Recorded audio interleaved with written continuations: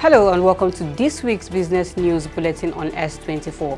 The global and domestic business landscape is currently dominated by a perfect storm of Middle East geopolitical tension and sweeping Nigeria's fiscal reforms. As energy prices flirt with the $100 mark, domestic infrastructure projects face a delicate balance between ambitious growth and the harsh reality of rising costs. We begin with maritime and infrastructure as the Mediterranean shipping company MSC has secured a landmark of 45-year concession to develop and operate a container terminal at Snake Island Port, Lagos. The $1 billion investment alongside Niger Dock aims to decongest the city's main port by 2028. And also, maritime stakeholders are sounding the alarm as major lines introduced a war risk surcharge. Shipments to Nigeria now face additional fees of up to $4,000 per container, a move expected to drive up the cost of imported medicines and food.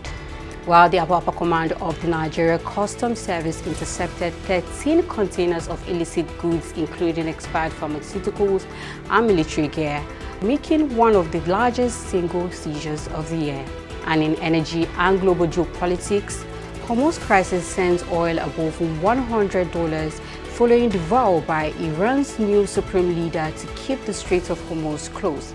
Brent crude has surpassed $100 per barrel. The IEA reports this as the largest oil supply disruption in history.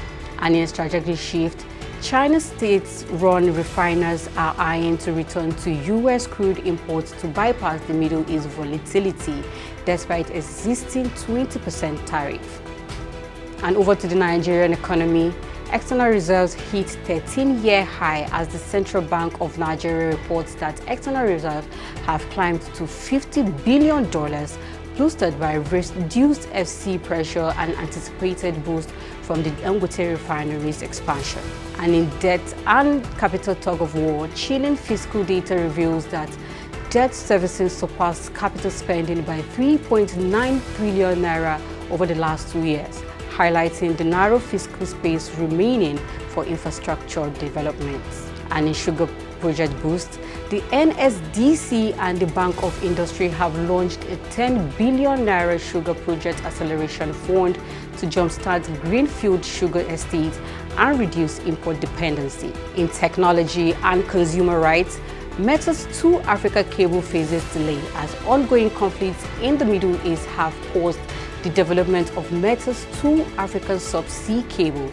This delay threatens to slow down the expansion of high-speed internet.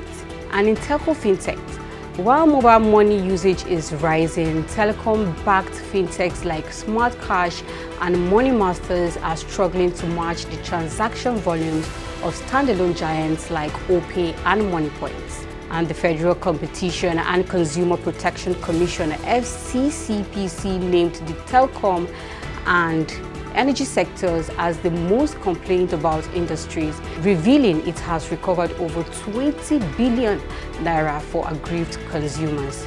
And in governance and climate, Senate set budget deadline as Senate President Godswill Akpabio has assured the nation that the 2026 appropriation bill will be passed by March 31st, immediately following the summer break.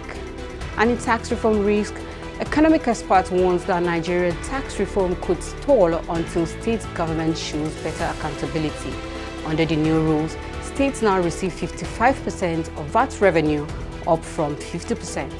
And in climate justice partnership, the Ford Foundation has conveyed partners across West Africa to drive community-led energy transitions, ensuring that the shift to green energy doesn't have vulnerable local population behind. And as we look towards the end of the first quarter, the focus remains on the Senate's budget deadline and the volatile energy market. Businesses should brace for continued inflationary pressure from the shipping surcharges while keeping an eye on the flourishing opportunities in the domestic sugar and tech services. I am Hadiza Galadima. Thanks for watching.